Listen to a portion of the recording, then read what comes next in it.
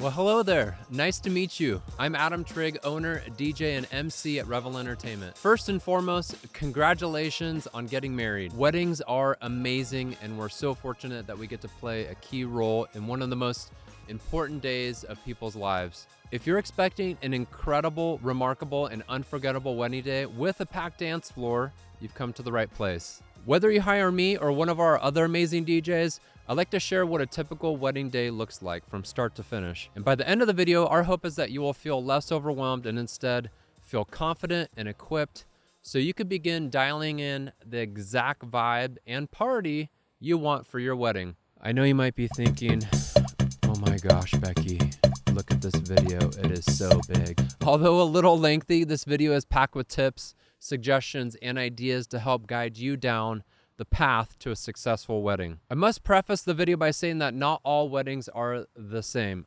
Thank goodness.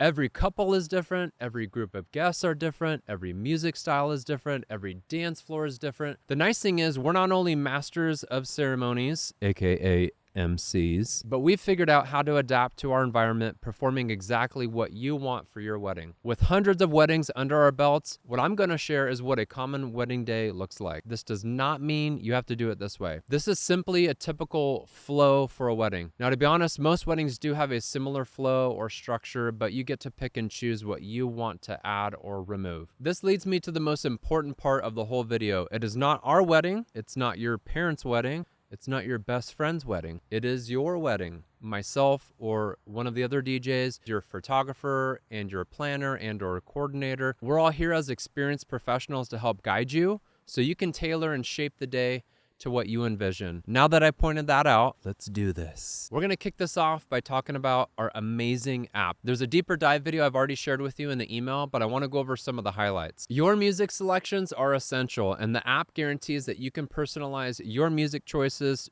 to your exact preferences, or it can help be a tool if you're not really sure what you want. This app is awesome, and your music and wedding planning will be a breeze, I promise. So this is the mobile app. Can you see the screen? Okay, perfect. Wait, okay, you see now? Okay, great. To keep this video as short as possible, we're gonna go kind of quick. This is an example of what your account would look like. Side note, it's not completed in this example. That's actually my wife and I. Aww. My wife's amazing. I was married April 30th, 2005, so many moons ago. We're gonna work our way up from the bottom. You'll notice the date, time, and location of your wedding. In the planning progress section, you'll see the progress for the music you're selecting as well as the questions answered. During the planning process, we encourage couples to try and complete the music selections and questions as best as possible. Please know that you do not need to get 100% for these sections. It's gamified a bit, and it may drive us crazy not getting 100%. Just do your best by achieving at least 99.9%.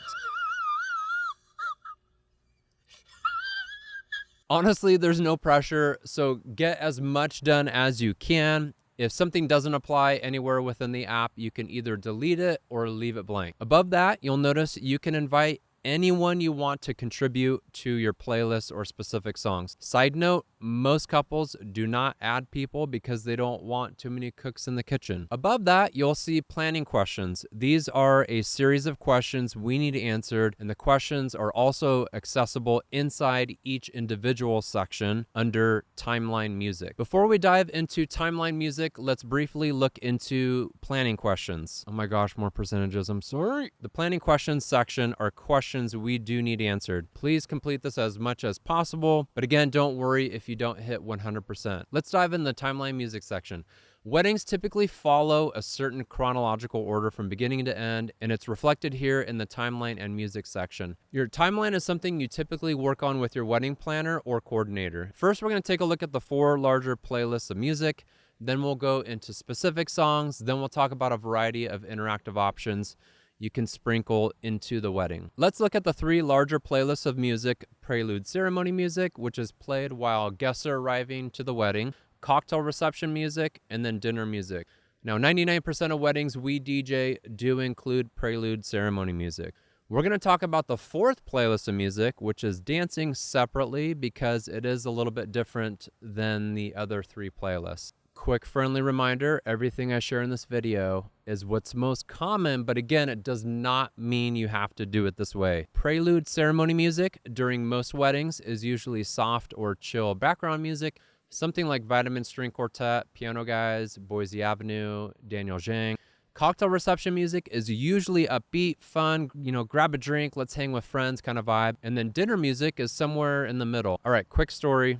So I personally DJ'd a wedding years ago, and when I met with the couple, I remember asking the couple, what kind of music do you like? And I remember the bride, she was a little kind of embarrassed. She just paused for, a few seconds. And she's like, Adam, you're going to think we're really weird, but I like heavy metal and he likes Star Wars. And I was thinking immediately, I didn't know Star Wars was a genre of music. It probably could be. John Williams, the composer of Star Wars, is amazing. I mean, come on. Their grand entrance I thought was super rad. It was a heavy metal version, double bass with The Empire Strikes Back. It was pretty epic. I wouldn't do that for my wedding, but I thought it was still super cool. And they did have heavy metal sprinkled during dinner, during prelude ceremony music. And the thing is, the guests that were at their wedding kind of knew them and their style, their taste, their vibe. That might be the same thing for you. So your guests don't necessarily need to know what your music tastes are, and that's okay. So my suggestion is that you play what you want for prelude ceremony music, cocktail reception, and for dinner.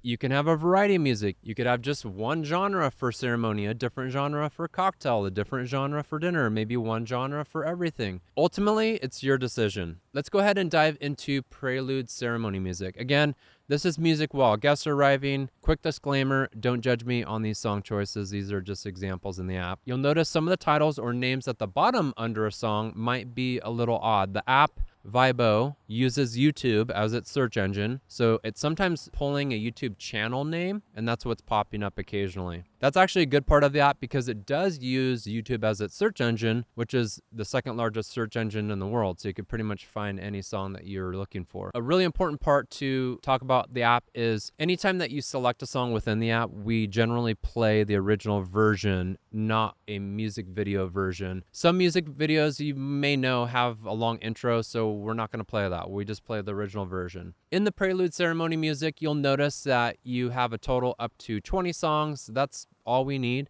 To add songs, you simply click Add Songs. Pretty simple. I really like this part of the app. You can go through the pre-made buckets or lists of songs that are relevant to what you're trying to find music for. It's pretty awesome. I'll share another example in just a second. For instance, prelude instrumental, prelude modern. Let's go down a little bit. I've got country background. These are all the buckets of lists of music that make sense for a pre-ceremony playlist. Again, you play what you want. If you use Spotify or Apple Music, you can import a Spotify or Apple playlist. And let's say you can't find the song, you could always share a link, just copy and paste it into the app from most platforms that are out there. Or mentioning about YouTube and the search capability is you could start typing in any song or artist and it's going to start populating different choices to choose from. Every part of the app gives you suggestions based on what you're trying to find music for. So boom, check that out. Grand entrance, wedding party, goofy groomsmen entrance, badass bridesmaids introductions. So you have a lot of variety, and we'll talk about wedding party introductions soon as well. All right, let's move on to one of the most important parts of the whole wedding, the open dance music. The open dance music. The open dance music. Throughout the video, I've recommended customizing and crafting your ideal day. For open dance music, we still for sure want your suggestions. We would highly recommend leaning on us and our years of experience, especially with weddings, to keep your dance floor popping. Let's go ahead and dive into the open dance section in the app. You'll notice there's some songs added in here already. Now again, these are just examples, don't judge us, but you'll notice at the very top, Despacito. I actually have indicated this is a must play in the app as an example. You'll see at the bottom, I'm actually tapping on my phone. See that? The must play button. And then I even wrote a little note. Shout out to Uncle Larry, because Uncle Larry loves him some Fonzie and Daddy Yankee. With that little comment section, it's kind of cool because most couples might put in, shout out me and my bridesmaids, shout out me and my groomsmen. So that's some of the fun things you could do if you wanted to. The app is super versatile. You'll notice there's the do not playlist section, which I alluded to a little bit earlier. This is just as important to us as the must plays. Next, I'm going to talk about a few ways that we get the dance floor going. The most popular, which we highly recommend, is we invite every single guest onto the dance floor for a group photo. Once they all get out there, we'll typically say, all right, first photo, everybody smiling. All right, perfect. All right, second photo, Ashley, photographer, are we ready for photo number 2? All right, photo number 2, we need the bride and the groom kissing. Everyone put your hands in the air, make some noise. Everyone's like, wee! And then bam, we just throw on a fun jam, fun song, change the dance lighting, and it just gets the dance floor going right away. We provide a 3-tier step stool for the photographer just for the group photo. This is definitely the #1 way to get the dance floor going. And of course, you will have some fun photos. So I've actually seen some amazing photos from other weddings where the group photo was one of the favorites of the couple. Option 2 to get the dance floor going is to invite all of the couples onto the dance floor. Similar to the group photo, it just gets people out there, and we'll transition that slow song into something fast and fun. Or last option is just inviting all of the guests onto the dance floor, and we'll call out you two, we'll call out the bridal party, any family, let's get this party going. So now that we've talked about the 4 playlists of music and some ways to kickstart the dancing, let's go ahead and move on to the beginning of the wedding. And now what we're gonna do is walk step by step all through the specific details throughout the timeline in the order that they usually happen.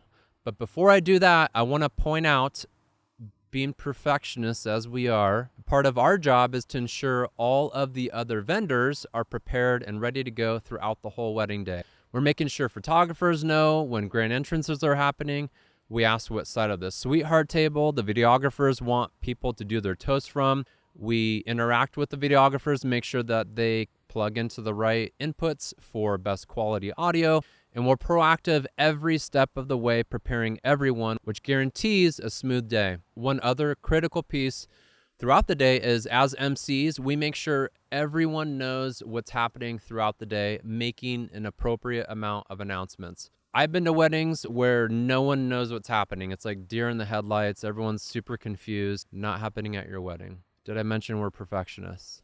Jumping into the beginning of the wedding day, let's go ahead and dive into the ceremony details. For example purposes, we're going to pretend your wedding begins at 4:30. It's pretty common start time for ceremonies. So before the ceremony gets started, we're going to meet with the officiant and we're going to get them a lapel mic in addition to a wireless handheld microphone. The lapel mic is so the officiant can be hands-free most of the ceremony. The wireless handheld mic is going to be in their pocket to do 2 things. It serves as a backup, and it's also going to be for your vows. Now, we actually encourage couples to hold the microphone for their vows. The only concern I've ever heard or any pushback we've gotten is some photographers or couples don't want a microphone in any of the photos or any of the videos. Well, what I will say is that 90% of your ceremony, there's no microphones in anyone's hands. It's only for your vows, and it will provide your guests and your videographer, if you have one, the best quality audio you're going to get. Before the ceremony begins, there's one of 2 announcements we make. I cover this at the end of the video, the interactive option number 1, called the social media moment.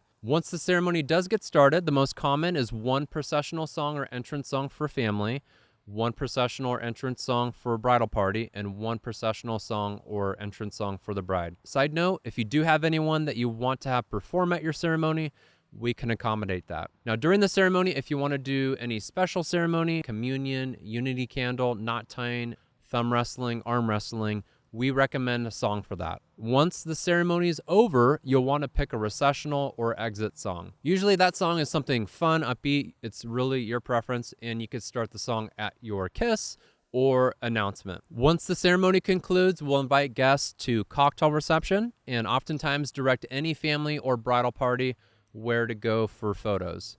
And once cocktail hour wraps up, we're going to go right into the grand entrance. Now, grand entrance usually includes your bridal party. It could just be you two if you want. We've done that many times. Grand entrance is usually 1 song for your bridal party and then 1 song for you two. For the 1 song for the bridal party, we're introducing each couple usually. You could also do 1 song per couple. Again, do you. It's just your preference. All right, so you have 3 options once your bridal party enters. They enter posing, dancing, etc. on the dance floor, then they go to their seats. That's option 1. Option 2 is they come in, dance it up, pose, party, what high energy, etc. Then they move off to the side, and then they wait for you two to come in. Then they meet you on the dance floor, and you all party up for a few seconds. And you don't have to do that. An example. Option 3 is everyone comes in again as couples or groups, and then they go back and they're going to form a tunnel standing shoulder to shoulder. You two go through that tunnel onto the dance floor. You all dance it up for a few seconds. Super fun. And then my cue to them is give it up for the bridal party, and that's their cue to go to their seats while you go into your first dance. Now, you might be wondering, how long does their first dance need to be? Typically, it's anywhere from 90 seconds to about 2 minutes. And generally, after 2 minutes, no one's paying attention. I mean, our attention spans are like that big nowadays. 90 seconds to 2 minutes seems to be the sweet spot for most couples. Some couples may want to do a choreographed dance, so that could obviously determine the song length as well. Or maybe you don't like attention and you want to aim for like 60 seconds or less. We definitely recommend 60 seconds as like a minimum.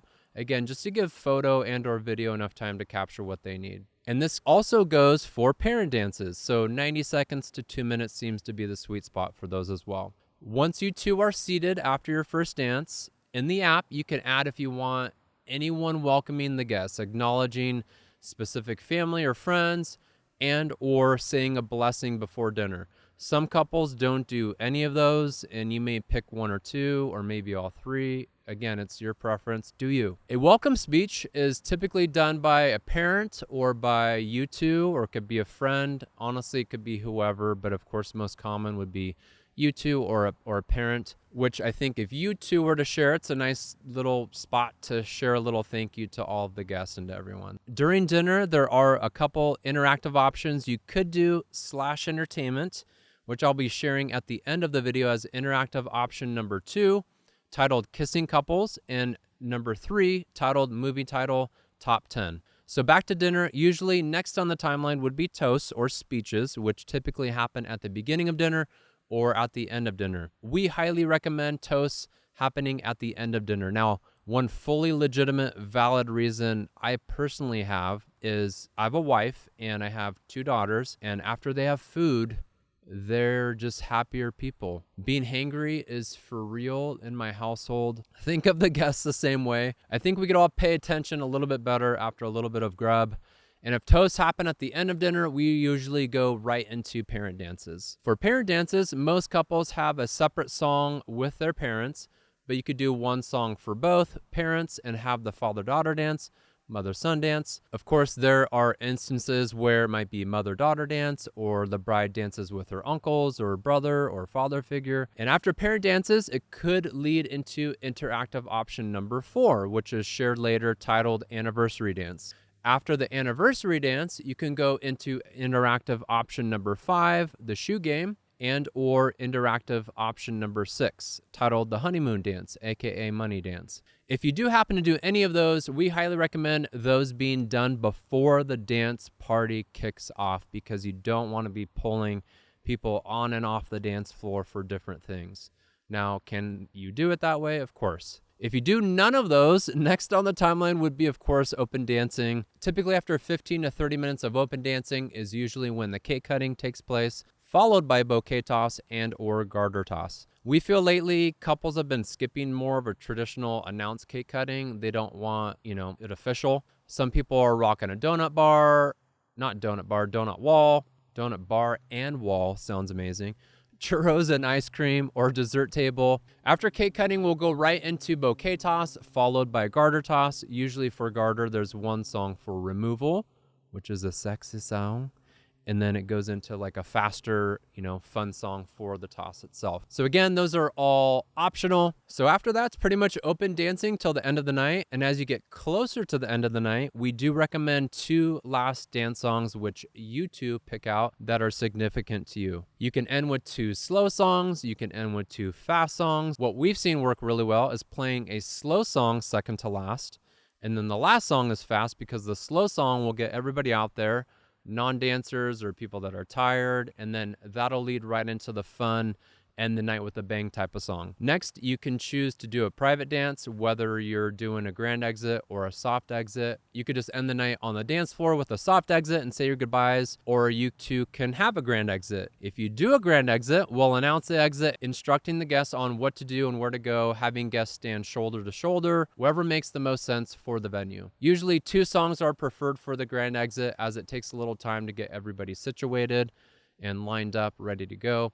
And since a lot of wedding venues don't allow traditional sparklers, if you can do that option, I'd recommend it if the venue allows it. The alternatives are ribbon wands, bubbles, LED light up foam sticks, glow sticks, fiber optic wands, or flamethrowers. Just making sure you're still watching.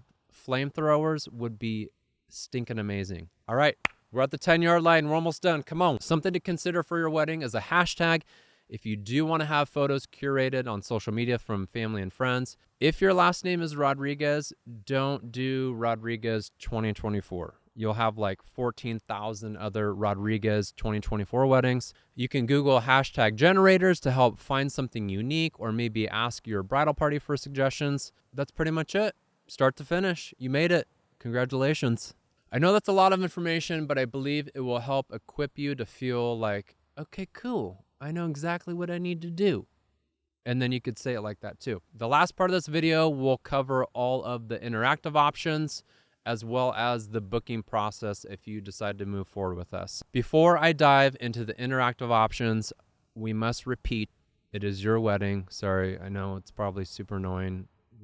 I've said that a million times, but it's relevant because if you don't like the next ideas, there's zero pressure from us. If you want to do them all, awesome. If you pick one, awesome. If you do pick any of these ideas, just know that we're super conscientious of the timeline schedule, and we'll make sure to get through all of these options to not take away too much extra time. The honeymoon dance, aka the money dance, may be the longest activity since it does require roughly 3 to 6 songs, and we could chat about that more in a minute. Interactive option number 1, the social media moment, is going to be taking place during the ceremony. Now, once the bride gets up to the very, very front, the guests have been pre-instructed that they have all been given 60 seconds to take any photos and any videos once the bride gets up to the altar or the front of the ceremony. Now, once that 60 seconds is up, we're gonna ask that the guests do put their phones away, put them on silent. All right, so a little bit more information on this. We do instruct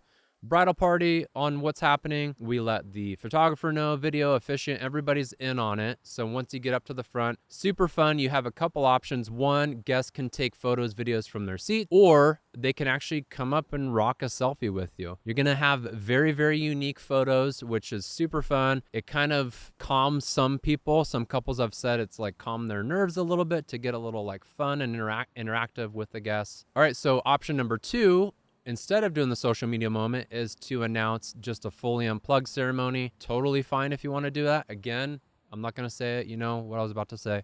3 is if you don't care if people can take photos or videos, we just recommend that nothing is said. So, because if you do say that guests can take photos and videos, it's going to go crazy. So just to recommend that we don't make that announcement. All right, so interactive option number 2, this happens during dinner time, usually at the beginning of dinner. You've probably been to a wedding where people start clanging their glasses. Now, what we do is ahead of time, we're going to recruit a table to help us out. Once we give them the thumbs up, they're going to start clanging their glasses. And what you two have done ahead of time is given us a list of about 3 to 5, maybe 6 or 7 couples at the wedding. And what's gonna happen is those glasses start clanging, and we're gonna call you two out. Let's just say your name is John and Susie. John and Susie, you know what that sound means. Wait, hold on a second. Where's Mark and Andrea? Mark and Andrea are John and Susie's really dear friends. They've been married for 5 years. Mark and Andrea, we need you two to stand up, show the newlyweds what a real kiss looks like. So essentially, we're calling out other couples to kiss instead of you two. So pretty fun, really good for photos and videos. We'll let the photographers know and videographers know. Takes maybe 2 minutes to knock out 3 to 5, 6, 7 couples in a row. All right, so interactive option number 3 is movie title top 10. Now, what this is during dinner time, again, usually at the beginning, is we'll say something like this. Holding up an index card and a pencil, we're going to tell the guests, during dinner time, I'll be going around handing out an index card to all of you, each guest, each couple, or each table, and a little pencil. And your job is to write down and describe John and Susie's relationship using a real movie title. At the end of dinner, we'll collect all the answers. We're going to read off the top 10 answers that John and Susie love most. So be clever, funny, witty, because they're going to pick the best ones, and we're going to read those out loud at the end of dinner. Now, when we go around passing out the index cards, they have the option to do as, per guest, per couple, per table. You two can decide however you want to do it. It's pretty fun. You get some hilarious answers. You get some vulgar stuff. It's all kind of across the board, kind of a fun interactive thing to do during dinner time. All right, so interactive option number 4 is going to be the anniversary dance. Now, you've probably seen the anniversary dance or heard of it. Essentially, what we do is we'll invite all of the married couples onto the dance floor. Usually it's 2 songs, and usually the first song is maybe something a little newer, more relevant to the younger married couples, and then the second song might be something a little older that's more relevant to the older couples. Once we've invited all of the married couples onto the dance floor, we just say something like, all right, everyone, we're going to do something a little fun. If you've been married for more than 4 hours, you get to stay on the dance floor. So John and Susie, we're really sorry, but we have to kick you off. So that would be you two, John and Susie. We'll go to 1 year, then 5 years. If you've been married more than 10 years, please stay on the dance floor. And then once we get to about 20 years, we'll, encourage the guests to give the couples a round of applause. Let's give it up for all these couples. They've all been married more than 20 years. Pretty amazing. And then eventually you end up with that last couple that's married the longest. And what we'll do is we'll fade the music down. We'll go out on the dance floor and we'll just ask the couple some questions. Who made the first move? Was it love at first sight? What are some words of wisdom you can share with the newlyweds? Pretty cute. It just recognizes a couple that's been married the longest at your wedding. Pretty fun. All right, so interactive option number 5 will be the shoe game. So you've probably seen the shoe game before where the couple sits back to back. They have one of their own shoes. They have their spouse's shoe. And then what we do as MCs is we'll ask a series of questions. Who's the better dancer? Who wakes up grumpy? Who takes forever to get ready? Just kind of fun questions. And so you two are trying to answer the question. You raise your shoe if you think it's you. You raise your spouse's shoe if you think it's them. Now, you have the option to wear your own or take your own shoes off, use your own shoes, or we provide black and white sandals. Black represents the groom or the guy, white represents the bride or the girl. So either way, if you want to use your own shoes or our shoes, sandals that we provide. All right, so our last option, interactive option number 6, is going to be the honeymoon dance. Some of you know it as the money dance. Now, this typically happens after parent dances and before dancing, like I mentioned before. And it's usually 3 to 6 slow songs. And ahead of time, we're going to do a couple things. One is we're going to recruit best man and maid of honor to collect money for you, whether that's a tin, a bag, a purse, whatever it might be, to collect cash. There can be a Venmo option on the phone if you want that. Also, they're going to be directing the line for you, telling each guest to go cut in. So pretty simple, and usually they'll be standing on the corners of the dance floor. The other thing we're going to do is recruit 2 people. It could be another bridesmaid, another groomsman, to go dance with you right away. We just don't want you on the dance floor standing around waiting for people, waiting for the lines to start forming. Now, once that finishes, we'll go right into open dancing, or maybe it might be the anniversary dance. That's pretty much it for the interactive section. Let's jump into the booking process. So if you'd like to book with us, the deposit is 50% of the total now, and the remaining balance is due 30 days prior to the wedding. So take a look at the pricing information we sent over along with the extra add-ons. You'll notice we have a few different packages, and you'll see some savings with each package when you bundle some of the add-ons. You can make payments via the proposal we sent or with Zelle or Venmo. And there's a little incentive paying us with Venmo or Zelle with some complimentary uplights. You can easily sign the contract electronically. And once the contract is signed and deposit is made, we'll send you a login to the mobile app to start planning. And if you book with us, we're always a resource to be used. Doors always open. So please reach out to us anytime. If you need any recommendations for other vendors, florist, coffee bar, live painting, photographer, video, whatever it might be. And lastly, at the 30-day mark, we're going to schedule our final meeting, which happens roughly 5 to 20 days out from the wedding. Only thing we do ask is that you try to complete the app as much as possible. And of course, if you have more questions after watching this, feel free to email, text, or call, and we'll get your questions answered. If you'd like to set up a meeting or lock in your wedding date and book with us, we'll let you know what the next steps will be. So thank you so much for sticking around to the end. We at Revel Entertainment hope you feel equipped and hopefully feel less overwhelmed and feel confident in the days leading up to your big day. Congratulations again, and we hope to connect with you soon.